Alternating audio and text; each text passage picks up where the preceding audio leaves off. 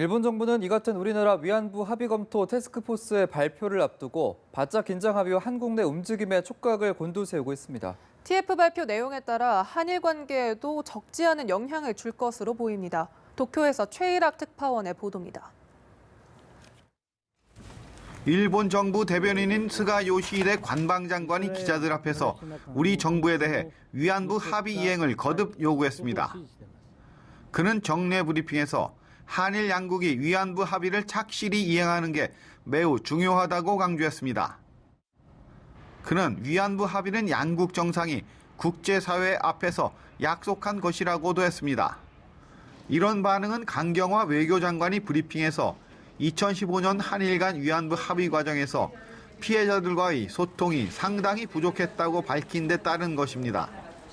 이는 사실상 TF가 위안부 합의 과정에 문제가 있다는 결론을 내렸다는 점을 공개적으로 밝힌 것이기 때문입니다.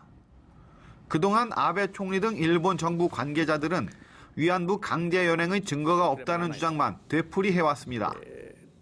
그러나 TF 결과 발표가 이루어지면 일본군의 위안부 강제 동원 실상이 부각될 수밖에 없고 일본에 대한 국제사회의 비판론도 재점화될 가능성이 높습니다. 실제 일본 정부는 이런 분위기를 차단하기 위해 온갖 방법을 동원해왔습니다. 올해 개최를 조율했던 한일 재무장관 회의가 내년으로 미뤄졌습니다. 아베 총리의 내년 2월 평창 동계올림픽 기간 한국 방문에 대한 답변도 질질 끌고 있습니다.